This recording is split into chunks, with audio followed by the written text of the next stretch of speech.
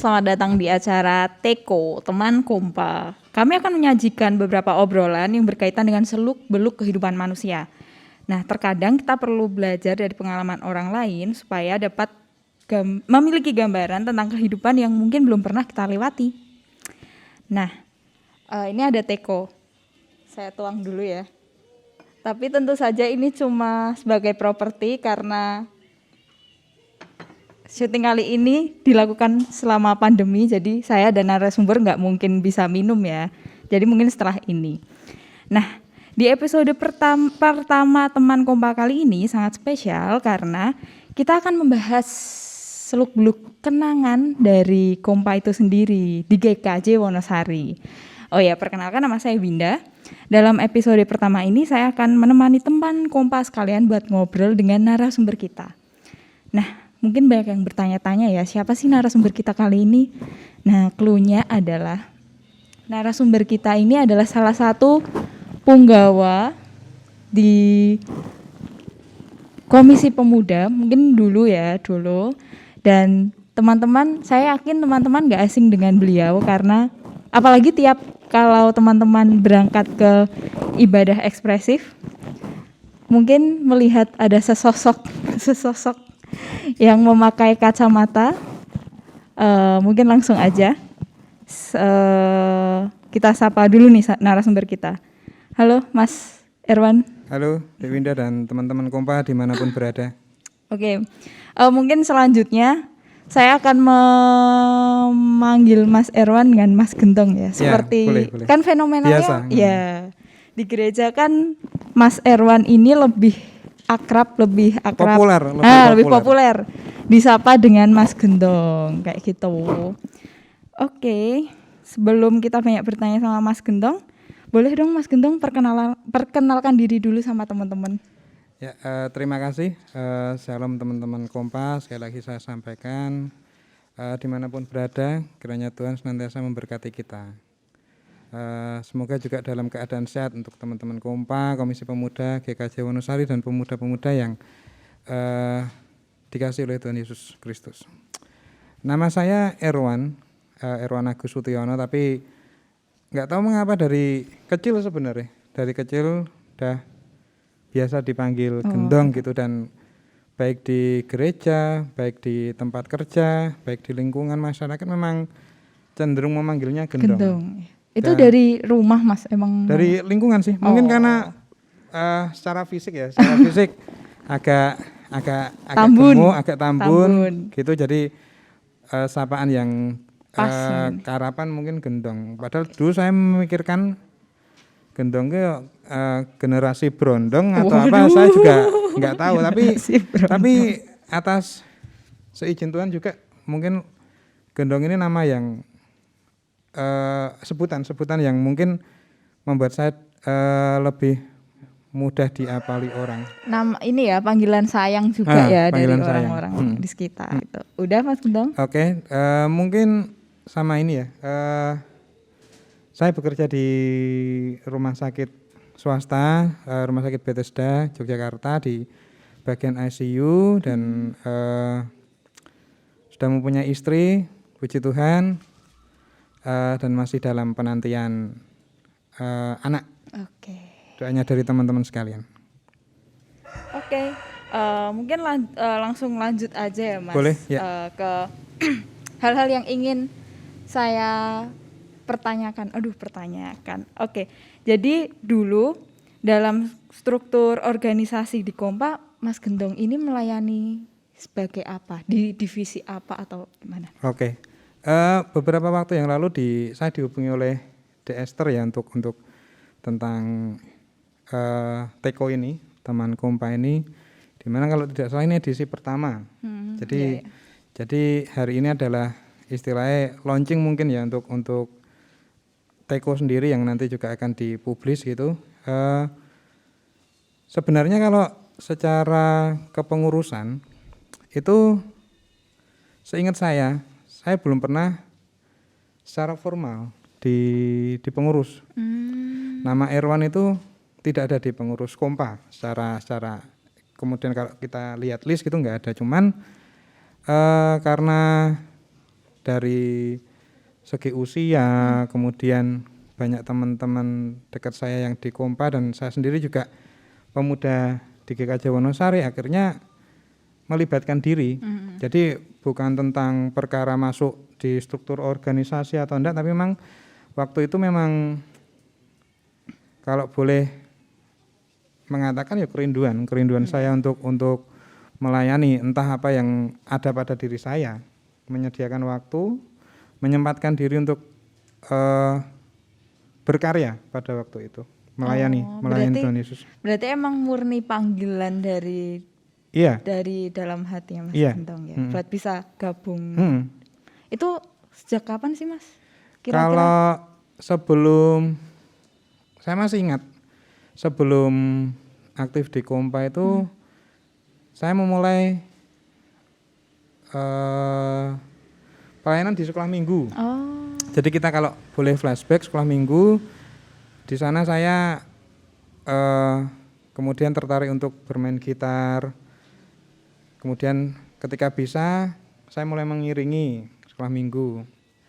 Kemudian di Komra juga mulai intens sampai kenal dan otodidak ya main drum sampai di Kompa. Nah, proses-proses ini sebenarnya yang membuat saya nyaman untuk konteksnya adalah pelayanan, entah lepas sekolah minggu, lepas remaja, dan waktu itu pemuda itu memang nyaman untuk melayani tanpa embel-embel ini, motivasi yang lain. Kadang kan kita terjebak dengan motivasi yang lain, dan ketika motivasi itu enggak kita capai, biasanya kita langsung lost, maksudnya enggak mau pelayanan dan lain sebagainya. Makanya garis besar ketika pelayanan yaudah taruh apa yang mau kita kasih sama Tuhan, kasih aja. Terserah Tuhan mau kasih apa buat kita, karena sejatinya Tuhan udah ngasih banyak buat kita sebelum kita melakukan pelayanan itu.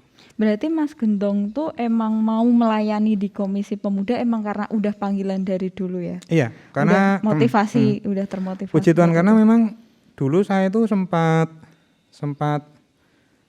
mau mati.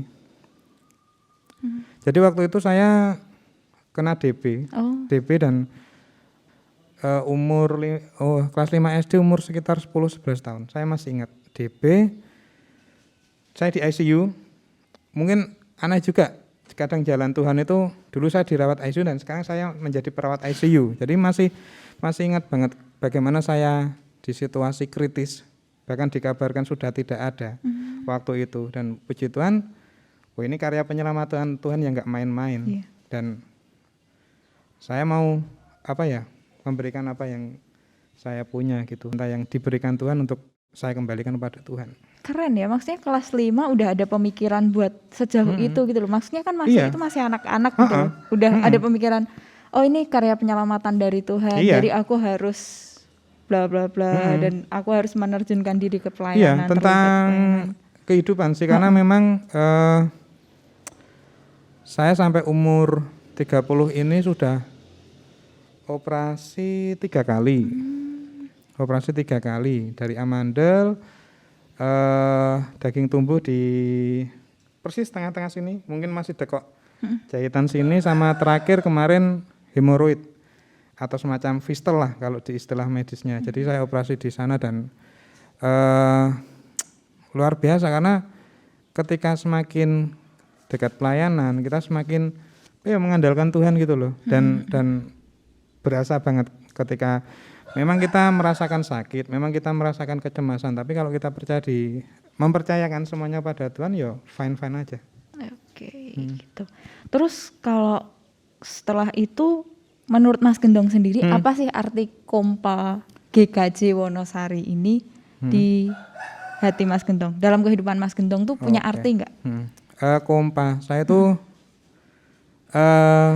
jadi ini semacam ini ya, mengulas yang kemarin, karena saya udah beberapa tahun juga tidak di Kompa, bahkan dari sekian teman-teman yang di sini, bahkan kemarin teman-teman yang kemudian menjadi pengurus Kompa hanya beberapa yang saya secara pribadi, secara personal kenal gitu. Makanya sambil oh ya ini yang ini seperti itu. Karena Kalau benar-benar beda banget ya Mas. beda banget. Udah beda generasi. beda banget, mungkin di atas 7 tahun. Iya. Saya kan 90. Saya sama Mas Gentong tuh Udah 7 tahun. 7 tahun, apalagi yang sama adik-adik kita ini kan teman-teman, 2000 tahun 2000-an, mungkin 2000-an, iya. adik saya yang kecil, sepantaran adik yang saya yang kecil. Nah, tentang Kompa ini menurut saya karena Kompa itu punya kepanjangan menurut saya. Apa tuh Mas? Oke, Kompa itu Komisi Pemuda. Tapi buat saya pribadi karena oleh mereka pulihlah aku. Karena oleh mereka pulihlah aku. Kompa ya. Iya. Loh, kenapa toh Kompa kok karena oleh mereka pulihlah aku? Pertama, dalam kehidupan kita mesti punya lika-liku, kemudian problem, masalah dan lain sebagainya. Bagaimana kita menyikapinya itu? Kita bisa sih memilih pelarian ke mungkin nongkrong, melakukan hal-hal yang bebas, mungkin bisa dengan mabuk, mungkin dengan bisa drugs mungkin, tapi itu nggak akan menyelesaikan. Yes, benar. Nah, kemudian di Kompa ini saya merasakan ketika mengalami itu, saya bisa sharing dengan saudara-saudara kita seiman, saling menguatkan, dan sebenarnya bisa sih sharing juga di tempat lain, di jalanan pun juga bisa sharing. Cuman perbedaannya satu, kita nggak merasakan hadirat Tuhan di sana. Yes. Nah, kalau kita udah di pelayanan Kompa atau dimanapun, ketika kita udah pelayanan dan memang kita total, kita bisa kok mempunyai kepekaan dengan siapa kita sharing, di mana kita bisa mendapatkan penguatan. Karena apa? Karena itu di situ ada hadirat Tuhan, dan pasti setelah itu pasti diberkati. Nggak mungkin kalau enggak. Berarti emang Kompa itu punya arti yang luar biasa ya buat hidup Mas Gentong, karena itu bisa jadi katakanlah keluarga buat Mas Gentong. Puji Tuhan. Jadi dalam hidup tentang studi, pekerjaan, bahkan pasangan hidup, ini kan tiga hal yang dekat banget dengan pemuda. Dekat itu bisa membuat bahagia, bisa membuat sedih, bisa membuat stres, hilang harapan dan lain sebagainya. Tapi di Kompa ini sekalipun saya menemui hal-hal yang mengecewakan, tapi tetap saya dibangkitkan melalui Kompa. Luar biasa. Terus ada nggak sih Mas pengalaman yang mungkin sangat berkesan dan menyenangkan buat Mas Gendong waktu berpelayanan di Kompa? Waktu Kompa itu 1 atau 2 deh. Oke. 2 mungkin ya, tentang perkumpulan, tentang Guyub. Guyub ini perkumpulan, tak pikir teman-teman juga sering ngumpul, misalnya ngopi dan lain sebagainya. Tapi nggak sebatas itu aja, karena di situ kadang kita tiba-tiba aja obrolannya tentang persekutuan. Bahkan kalau saya masih ingat, justru dari Guyub ini, dari perkumpulan yang mungkin dong apa sih ngumpul-ngumpul setiap malam. Tapi melalui Guyub itu Tuhan juga menuntun kita untuk mempunyai ide, gagasan. Muncullah praise and worship waktu itu. Lebih dari pemenang sampai dua edisi ya. Lebih dari pemenang jilid 1, jilid 2 saya terlibat semua, dan itu yang berkesan karena dari proses pencarian dana, kemudian bagaimana kita berdoa untuk supaya banyak jiwa-jiwa yang hadir dan berdampak, itu menurut saya luar biasa. Apalagi secara pribadi saya juga terlibat di tim altar. Waktu itu saya di tim musik di drum, jadi sangat berasa sekali bagaimana atmosfer ketika kita memuji dan menyembah Tuhan. Itu luar biasa, dan kangen untuk selalu, benar. Karena tidak terbatas. Oke, mungkin secara kategori usia bukan pemuda, tapi untuk melakukan itu masih ingin terus ketika ada kesempatan dan memang dipanggil untuk melayani, oke aja. Berarti yang benar-benar mengesankan buat Mas Gentong tuh emang dari guyupnya itu ya Mas. Iya. Jadi dari awal guyup terus tercetuslah ide-ide buat berpelayanan betul. selanjutnya. Iya, dulu direwangi apa? Sampai kita jual koran, Ya ingat-ingat banget. kilo ke kemudian botol-botol dan lain sebagainya. Kemudian saudara-saudara kita waktu itu yang sudah bekerja juga, mereka juga mensupport baik secara dana, perpuluhan, baik secara motivasi semangat itu juga diberikan kepada kita, sehingga masih ingat betul. Nah, ini yang mau tak sharingkan seperti itu. Oke, jadi teman-teman dulu tuh kalau Kompa mau ada kegiatan apapun itu tuh pasti ada yang namanya usaha dana. Usaha dana. Itu tuh bisa mulai dari cari loaan, ngumpul ke koran-koran bekas, terus abis itu setiap jam 5 pagi biasanya yang cewek-cewek jualan di halaman gereja dan yang cowok-cowok tugas parkir ya Mas. Betul. Ibadah pagi sampai ibadah malam. 4 kali. 4 kali dari situ. Nah, Mas kalau dengar-dengar nih sebelum dulu ada Kompa di GKJ Wonosari, emang udah ada persekutuan pemuda juga di setiap wilayah? Ada. Nah itu menurut pengetahuan Mas Gentong awal-awal dibentuk komisi pemuda itu apa sih? Kapan gitu? Oke, itu justru di generasinya, kalau tidak salah generasinya seperti Pak Arifnya Nanda Gadung Sari, kemudian eranya Bapak Pak Suyanto apa ya, yang Bapak dari sama Pak Yatno. Pak Yatno ya, Pak Yatno. Jadi artinya gini, mungkin dulu udah persekutuan itu jelas, dan seperti angkatannya Mas Sulis itu dulu memang ada, jadi di masing-masing wilayah. Seingat saya Pandansari itu wilayah 7 itu ada MBC, Mikarin Bible Club, terus CBC Kepek ya, Kepek, OBC Jero, Ebenezer Gadung Sari, Yuma itu Trimulyo Madusari. Yuma. Trimulyo Madusari sama mungkin itu sih kayaknya itu. Tapi memang dulu udah jalan, bahkan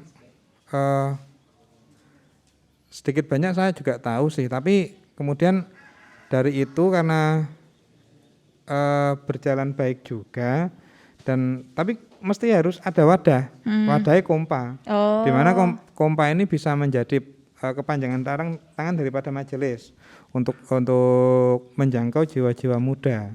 Bagaimana kemudian Komisi Pemuda ini, yang ada di dalam pengurus Komisi Pemuda ini bisa menjadi teladan buat kaum pemuda, baik dalam perkataan, tingkah laku.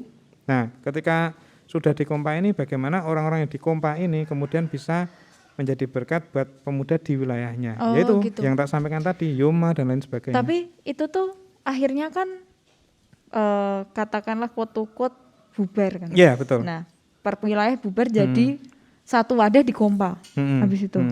Gitu.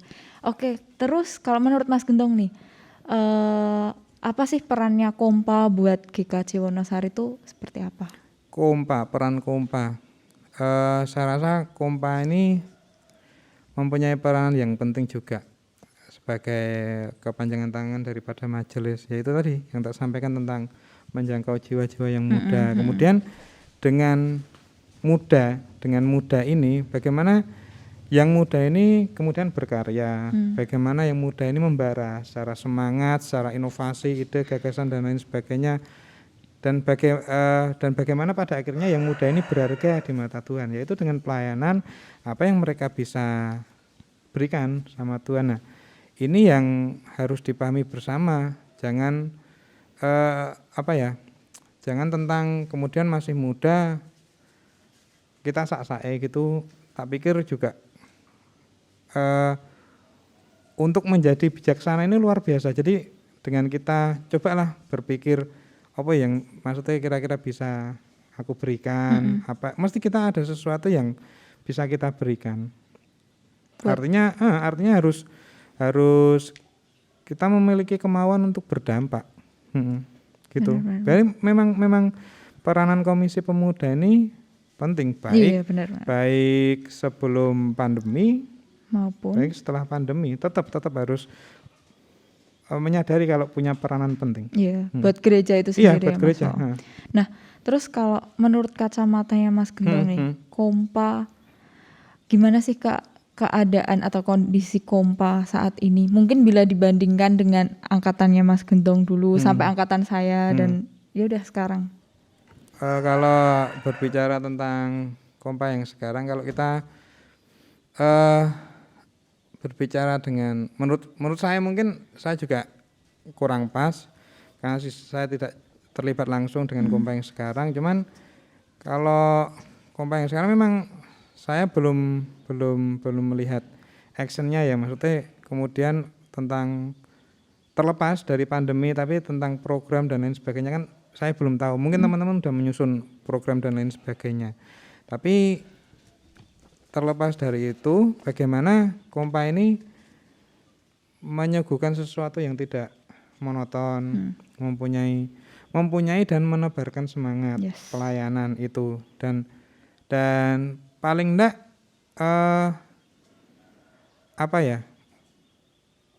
untuk mengajak yang lain itu memang harus dia juga harus memelihara hubungan sama Tuhan juga. Jadi di dalam pandemi ini kan kita tidak tatap muka. Nah, paling tidak kita memelihara persekutuan kita pribadi sama Tuhan. Nah, ketika itu terjadi, oke, kalau kita di new normal life ya, pandemi ini seperti Teko ini tak pikir juga program yang bagus. Iya, nanti benar. setelah inovatif gitu ya, setelah saya nanti kemudian yang diundang siapa, mungkin setelah program Teko ada program yang lain, misalnya kayak persekutuan yang dikemas seperti apa gitu. Secara daring gitu ya. Artinya untuk Kompa sekarang ini mungkin memang masih belum on fire gitu lah istilahnya, masih berjalan secara pelan-pelan dulu karena memang menyesuaikan kebijakan pemerintah, kemudian keadaan saat ini. Nah, bagaimana meskipun di dalam keadaan seperti ini ya, bagaimana tetap Kompa menunjukkan eksistensinya. Berarti gitu. emang Kompa ini harus tetap menyesuaikan ya, Iya. tetap beradaptasi dengan keadaan kayak gini. Karena nggak ada yang bisa menjamin pandemi ini akan berakhir kapan. Coba cari di Google tentang kejadian pertama COVID-19 di Indonesia itu kan 2 Maret Iya, 2020. Nah, artinya 11 bulan lebih mau 1 tahun untuk kasus nasionalnya. Ini juga satu keprihatinan kita. Tapi meskipun demikian, bukan berarti kemudian kita terbatas ya. Maksudnya kita terbatas untuk yang dulu mau nggak pakai masker nggak masalah, kita harus pakai masker. Tapi satu yang dipahami, meskipun dengan pandemi, Tuhan nggak membatasi kita. Untuk pelayanan, untuk bersekutu, untuk melakukan segala sesuatu yang baik. Tuhan nggak membatasi kita. Jadi terlepas tentang pandemi ini ya tetap mari kita bersekutu, mari kita pelayanan, dan mari kita berdampak buat sesama kita. Dan Kompa adalah salah satu wadah buat itu semua juga ya, iya. Mas? Oke. Nah, kalau menurut Mas Gentong nih, apa sih kelemahan dari Komisi Pemuda? Ini terkait penyakit lama ya, terkait penyakit lama, yaitu apa sih yang bikin para pemuda di GKJ Wonosari ini kayak nggak tertarik buat mengikuti pelayanan di Kompa atau sekedar persekutuan di Kompa lah, mereka nggak tertarik tuh apa? Kan itu kayaknya udah penyakit lama ya, Mas Oo. Jadi kalau menurut saya ibaratkan sebagai seorang musisi. Iya. Misalnya gitaris, dia punya gitar. Bagaimana dia nggak hanya memainkan, tapi selesai main dia ngelapi, ngerawat, kemudian dimasukkan di tempat gitar atau tas gitar, kemudian ditaruh di tempat yang menurut dia aman. Nah, itu kenapa? Karena ada rasa memiliki, bukan sebatas mampu beli, mampu memainkan, tapi ada rasa memiliki. Sehingga ketika ada rasa memiliki itu, dia berusaha untuk menjaga suaranya, menjaga kebersihannya. Nah, ini yang mau tak analogikan seperti ketika kita di persekutuan atau di Kompa. Bagaimana kita pemuda ini mempunyai rasa memiliki gitu loh. Satu sama lain. Satu sama lain, baik secara wadah persekutuan, baik secara saudara-saudara kita. Karena ketika mempunyai rasa memiliki, timbul empati. Oh ya, kok misalnya Winda kaya no masalah ya. Nah, tanpa disuruh, kita menanyakan.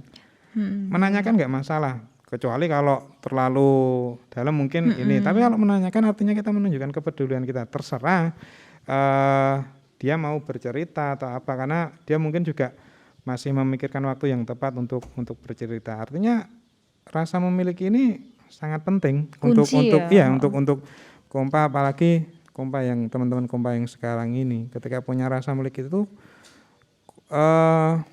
oke lah untuk persekutuan di wilayah mungkin tidak ada ya. Nggak ada ya. Bagaimana semuanya kemudian jadi satu di komisi pemuda ya wes. Komisi pemuda ini yang kita jaga bersama-sama. Berarti sebenarnya kunciannya adalah misalnya kayak merengkuh dulu semua, terus habis itu kayak diopeni kayak ya udah kayak mulai dari situ mulai ditanamkan rasa saling memiliki. Kayak sharing dan nggak selamanya harus kayak persekutuan gitu nggak sih Mas? Kayak yaudah ayo kalau mau wedangan. Iya bisa. Gitu ya, kan? Jadi banyak macam cara. Apalagi di era digitalisasi ini ya, maksudnya kita bisa secara medsos, cuman ini kalau boleh cerita dulu ketika di pemuda itu kan seperti teman-teman saat ini kan range usianya itu kan study. Kemudian ada yang bekerja juga. Nah, tapi kadang di kompa atau di persekutuan itu banyak contoh ini tentang cinta. Nah, ketika misalnya saya senang sama Winda, kita terlibat dalam persekutuan. Nah, Winda misalnya nggak sayang sama saya. Nah, ini yang bisa merusak rasa memiliki itu. Jadi kayak kesannya jadi salah motivasi salah juga. Motivasi ya. Tadi dari awal bahkan bisa dilihat dari awal kenapa jangan sampai motivasinya salah. Karena ketika itu yang terjadi persekutuan yang disalahkan, bahkan Tuhan yang disalahkan. Nah, itu yang mau saya sharingkan karena saya secara pribadi mengalami tentang itu dan bagaimana kita dibentuk untuk menjadi dewasa dan bijaksana untuk menyikapi itu. Ini nggak main-main karena dampaknya luar biasa. Misalnya, kemudian saya misalnya nggak ada yang bisa gitar di persekutuan.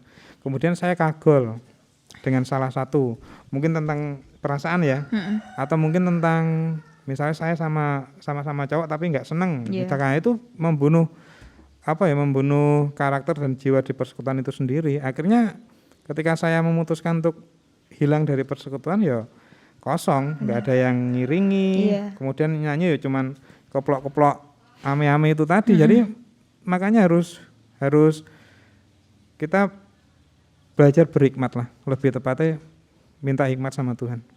Oke, nah melihat semangat pemuda di gereja kita sekarang yang mulai menurun, apa pendapat Mas Gendong mengenai cara untuk menumbuhkan lagi semangat pemuda di GKJ Wonosari? Tentang menumbuhkan semangat ya. Oke, jadi tantangannya adalah new normal life. Banyak aspek yang menjadi lemah. Banyak kegiatan atau sektor-sektor yang kemudian terdampak. Berbicara tentang kompa ini, jangan kemudian new normal kok. Ya wes ora ana persekutuan ya wes. Ora ana koordinasi ya wis, jangan seperti itu. Justru dengan ini tetap tunjukkan. Benar. Karena pandemi ini kita sebagai orang percaya mesti kalau tidak diizinkan Tuhan juga tidak terjadi. Artinya ini diizinkan Tuhan gitu loh.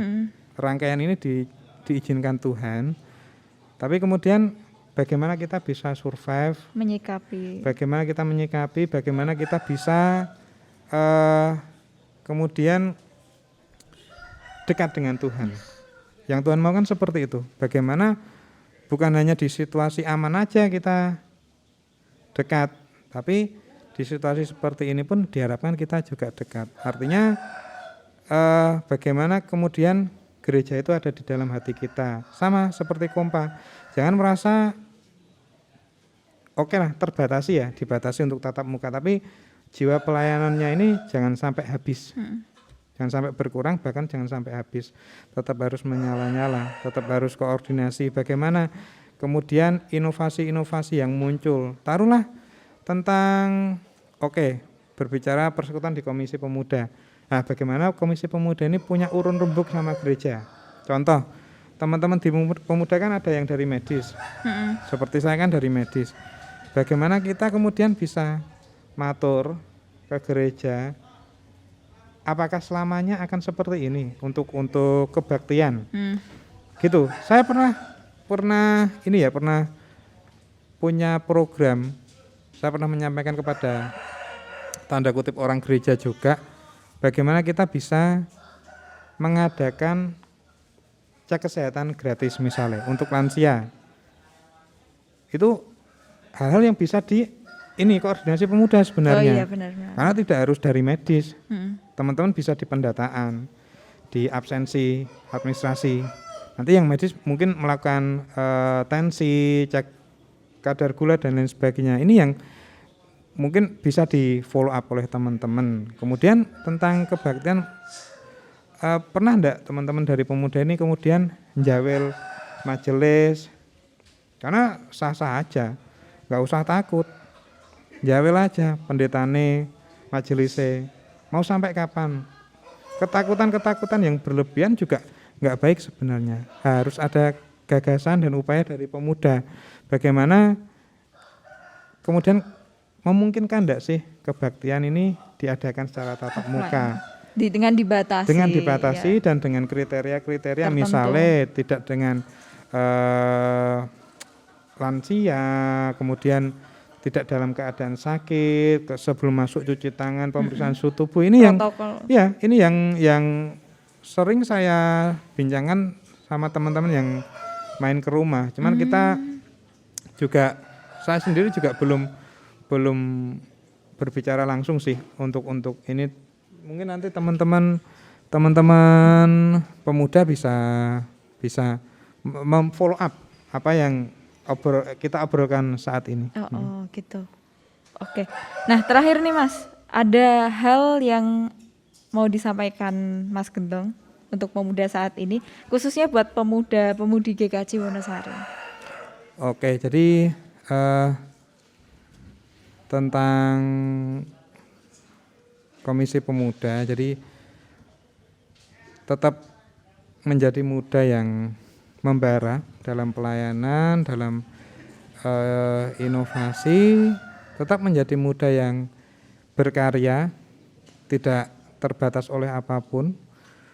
Mungkin secara digitalisasi dikembangkan, secara persekutuan daring, acara-acara podcast seperti ini. Kemudian bagaimana ketika kita senang dengan pelayanan, kita senang dengan berkarya, kita akan menjadi muda, pribadi muda yang berharga di mata Tuhan dan tetap mempunyai rasa memiliki satu sama lain, tetap menjaga jiwa dan karakter yang ada, karena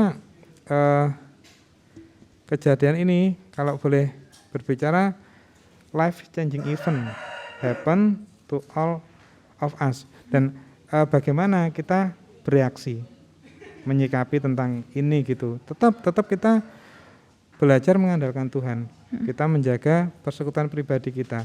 Jangan kemudian karena tidak tatap muka enggak bersekutu. Kalau seperti itu, bagaimana kita bersekutu dengan Tuhan yang kita tidak tahu Tuhan secara fisik ya. Cuman kita kan merasakan. Nah, ini yang harus dipahami, tetap menjaga roh pelayanan, jiwa bersekutu agar semuanya tetap menjadi perkenanan Tuhan. Itu yang mau saya sampaikan, dan tetap semangat buat teman-teman, tetap jaga kesehatan dimanapun berada, protokol kesehatan tetap diterapkan, dan akhirnya nanti kita akan bersama-sama kembali lagi seperti dulu, percaya bahwa pandemi akan segera berakhir. Yes, benar. Jadi walaupun dalam kondisi pandemi seperti ini, mungkin seperti yang dikatakan Mas Gendong, buat setiap pribadi, teman-teman juga tetap berpelayanan, dan mungkin Kompa juga bisa jadi wadah ya Mas. Iya, walaupun pasti. pandemi kayak gini, bisa dong kayak persekutuan secara daring, dilakukan secara daring. Terus kalau sudah seperti itu, jadi ajang yang tepat buat mulai merengkuh lagi jiwa-jiwa yang muda itu ya Mas. Oke. Nah teman-teman, dari obrolan ini, obrolan bareng Mas Gendong ini, kita juga bisa kaitkan ya dengan ayat yang ada di Alkitab. Nah ini tertulis 1 Timotius 4 ayat 12, saya baca aja karena saya nggak hafal ya. Jadi 1 Timotius 4 ayat 12, jangan seorang pun menganggap engkau rendah karena engkau muda. Jadilah teladan bagi orang-orang percaya dalam perkataanmu, dalam tingkah lakumu, dalam kasihmu, dalam kesetiaanmu, dan dalam kesucianmu. Nah teman-teman, pada nats ini kita dapat belajar dari Timotius. Jadi Timotius ini adalah seorang pribadi yang berintegritas baik, setia, dan sanggup mengaplikasikan firman Allah dalam kehidupannya sehari-hari.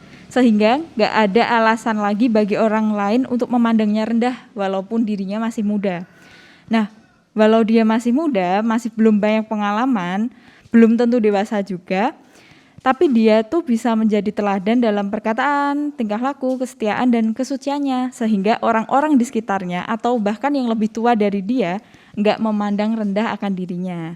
Nah sebenarnya kita nggak harus sama persis sama Timotius, tapi kita paling nggak bisa menunjukkan eksistensi diri kita sebagai pemuda, bahwa kita bisa melakukan sesuatu hal dan kita bisa membuktikan ke orang lain buat biar orang lain menganggap kita itu nggak rendah. Mungkin terkadang kita emang masih takut atau minder ya, karena kita merasa wah aku isih enom dan ada yang lebih piawai dari aku, yang lebih tua dari aku, dan orang lain merendahkan kita karena kita belum berpengalaman. Nah, satu hal yang bisa kita pelajari dari nasihat Rasul Paulus kepada Timotius adalah bahwa sekalipun kita masih muda, kita layak menjadi teladan bagi orang lain. Hal ini bisa terlihat dalam sikap kita dalam membawa diri, melalui cara kita berbicara dan bertingkah laku dengan orang lain dan sekitar kita. Nah, belajar suatu hal dalam hidup tidak harus kepada orang yang lebih tua. Terkadang kita bisa belajar dari anak kecil, dari para remaja, ataupun seorang muda. Yuk kita tunjukkan eksistensi diri kita sebagai pemuda GKJ Wonosari untuk terus menjadi teladan bagi orang-orang di sekitar kita. Oke, gak terasa obrolan kita sudah selesai ya Mas. Mungkin satu lagi. Oke. Tentang nggak tahu, saya merasa harus menyampaikan ini. Tentang new normal life ya. Ini adalah peristiwa iman. Jadi jangan karena pandemi kemudian iman kita kendor. Kita tetap harus mempertahankan iman percaya kita. Kita tetap harus menjaga iman percaya kita. Jangan kemudian kendor, dan kita senantiasa berjaga-jaga dan berdoa. Karena pandemi ini kita tidak tahu akan menimpa siapa. Apakah kita, anggota keluarga kita, kemudian bagaimana kalau kemudian terpapar. Nah, makanya ini peristiwa iman. Saya minta teman-teman untuk tetap berdoa, berjaga-jaga, dan senantiasa mengandalkan Tuhan. Jangan putus asa dan jangan menyerah terhadap keadaan pandemi ini. Mungkin itu penutup dari saya, Mbak Winda. Oke Mas Gendong, terima kasih karena sudah berkenan hadir dan ngobrol bareng sama saya dan teman-teman mungkin di rumah. Makasih juga buat teman-teman yang sudah menyaksikan episode pertama ini dari awal pertengahan hingga akhir. Nah, sampai jumpa. Semoga episode ini bisa menyampaikan manfaat buat teman-teman. Jangan lupa share ke teman-teman yang belum nonton, dan sampai jumpa di episode berikutnya. Tuhan memberkati. Tuhan memberkati.